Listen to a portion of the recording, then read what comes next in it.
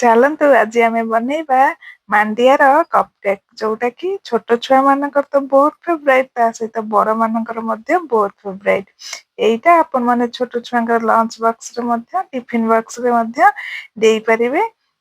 ତ ଚାଲନ୍ତୁ ଆଜି ମୁଁ ବନେଇଛି ରାଗିର କପକେକ୍। ତ ପ୍ରଥମେ 1/4 କପ୍ ଅଏଲ ନେଇଯିବା। ଅଏଲ ଜାଗାରେ ଆପଣ ମାନେ ବଟର ବି ୟୁଜ କରିପାରିବେ। ତା ସହିତ ହାଫ୍ କପ୍ ନେଇଯାଇଛି ଦହି, ତାପରେ ନେଇଯାଇଛି ଗୁଡ ମୁଁ ହାଫ୍ କପ୍ ନେଇଛି।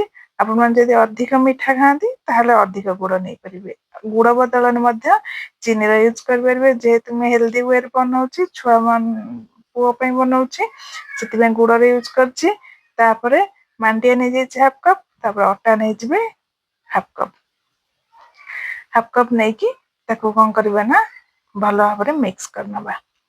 ବେକିଂ ପାଉଡର ଦେବା 1 ଟିସ୍ପୁନ୍, ବେକିଂ ସୋଡା ଦେବା ହାଫ୍ ଟିସ୍ପୁନ୍, ତା ସହିତ କର୍ନଫ୍ଲୋର ଦେଇଛି 1 ଟେବୁଲ ସ୍ପୁନ୍। କର୍ନଫ୍ଲୋର ବଦଳରେ ଆପଣ ମାନେ ମିଲ୍କ ପାଉଡର ମଧ୍ୟ ଦେଇପାରିବେ। ତାପରେ ଭଲ ଭାବରେ କଣ କରିବା ନା ମିକ୍ସ କରିନେବା। କେକ୍ ବନେଇବାରେ ଫ୍ରେଣ୍ଡସ୍, ଆପଣ ମାନେ ଯଦି ପରଫେକ୍ଟ ମେଜରମେଣ୍ଟ ରଖିବେ ତାହେଲେ କେକ୍ ଆମର ବହୁତ ବଢିଆ ବନିବ। ଏଇଟା ମୁଁ ଗ୍ୟାସରେ କେମିତି ବନାଯାଏ ସେଇଟା ମୁଁ ଦେଖେଇଛି। ତ ପ୍ରଥମେ ଭଲ ଭାବରେ ଆଗେ ମିକ୍ସ କରିନେବା। ଆଉ କେକ୍ରେ ଯଦି ଆମର ବ୍ୟାଟରର କନସିଷ୍ଟେନ୍ସି ଯଦି ଠିକ ରହିଲା ତାହେଲେ କେକ୍ ଟା ବହୁତ ବଢିଆ ବନିବ। ତ ଦେଖନ୍ତୁ ଏଇଭଳି ଭାବରେ ମୁଁ ଭଲ ଭାବରେ ମିକ୍ସ କରିନେଲି।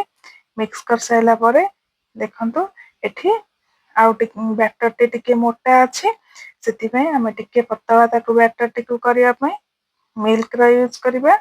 ମିଲ୍କ ମୁଁ ପ୍ରାୟ 1/4 କପ୍ ପାଖାପାଖି ମିଲ୍କର ୟୁଜ କରିଛି। ମିଲ୍କ ଏଭଳି ଭାବରେ ଅଳ୍ପ ଅଳ୍ପ କରି ନେବେ। ଆପଣ ମାନେ କ୍ଷୀରଟି ସିଝିକି ପୁରା ଥଣ୍ଡା ହେଇଯିବ, ସେଇ କ୍ଷୀରଟି ଆପଣ ମାନେ ୟୁଜ କରିବେ। ତ କ୍ଷୀରଟି ପକେଇ ଦେଇ ସାରିଲା ପରେ ତାପରେ କଣ କରିବା ନା ମିକ୍ସ କରିବା। ଭଲ ଭାବରେ ମିକ୍ସ କରିବେ। ବ୍ୟାଟର କନସିଷ୍ଟେନ୍ସି ଫ୍ରେଣ୍ଡସ୍ ଦେଖନ୍ତୁ ଏଇଭଳି ଭାବରେ ତଳେ ଯେମିତି ପଡୁଥିବ। ସ୍ପାଚୁଲାରେ ଏମିତି ବ୍ୟାଟରଟିକୁ ଦେଖେଇଲେ ସ୍ପାଚୁଲାରୁ ଯେମିତି ତଳେ ପଡୁଥିବ, ସେଇଭଳି ଭାବରେ କନସିଷ୍ଟେନ୍ସି ରଖିବେ। ଦେଖିବେ କେକ୍ ବହୁତ ବଢିଆ ବନିବ।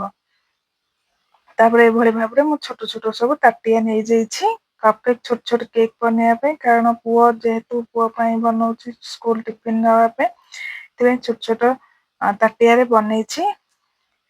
ତେଲ ଦେଇଦେବେ। ତେଲରେ ଭଲ ଭାବରେ ତାଟିଆଟିକୁ ଗ୍ରୀସ କରିନେବେ। ଗ୍ରୀସ କରିସାରିଲା ପରେ ଆମେ ବ୍ୟାଟରଟିକୁ ଅଧା ଅଧା ଦେବା, ଫୁଲ ଦେବେନି କି ଅଧାରୁ ଅଧିକ ବି ଦେବେନି, ନହେଲେ ଫୁଲିକି ପୁରା ଫୁଲିବ, ଫାଟିଯିବ ମଝିରୁ। ଯଦି ସ୍ପେସ୍ ନ ପାଇବ ମଝିରୁ ଫାଟିଯିବ କେକ୍ ଟି, ଦେଖିବାକୁ ଜମା ବି ଭଲ ଲାଗିବନି। ସେଥିପାଇଁ ହାଫ୍ ହାଫ୍ ସବୁ ଦେବେ। ତା ଉପରେ କିଛି ଡ୍ରାଇ ଫ୍ରୁଟସ ମଧ୍ୟ ମୁଁ କାଟିକି ଦେଇ ଦେଇଛି। ଏବେ ଆମେ ବେକ୍ କରିବା ତାକୁ।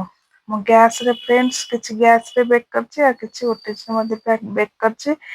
ଆପଣ ମାନଙ୍କୁ ଦେଖିବା ପାଇଁ ଗ୍ୟାସରେ ମଧ୍ୟ ପରଫେକ୍ଟ ୱେରେ ଗ୍ୟାସରେ ମଧ୍ୟ ବେକ୍ ହବ। ଏଇଭଳି ଭାବରେ କଡେଇ ନେଇଯିବେ। ଏଭଳି ଭାବରେ ଯଦି ଜାଲି ଭଳିଆ ଏଭଳିଆ କିଛି ନାହିଁ ତାହେଲେ ଗୋଟେ ତାଟିଆ ରଖିକି ତା ଉପରେ ଥାଳି ଥୋଇକି ଆକୁ ମଧ୍ୟ ଥୋଇପାରିବେ। ଏଇ କପକେକ୍ ଗୁଡିକୁ ଥୋଇକି ମିନିମମ୍ 50ରୁ 55 ମିନିଟ୍ ପରେ ପୁରା ଲୋ ଫ୍ଲେମରେ ବେକ୍ କରିବେ। 55 ମିନିଟ୍ ପରେ ଆପଣମାନଙ୍କର ରେଡି ହେଇଯିବ ପୁରା କେକ୍ ଗୁଡିକ।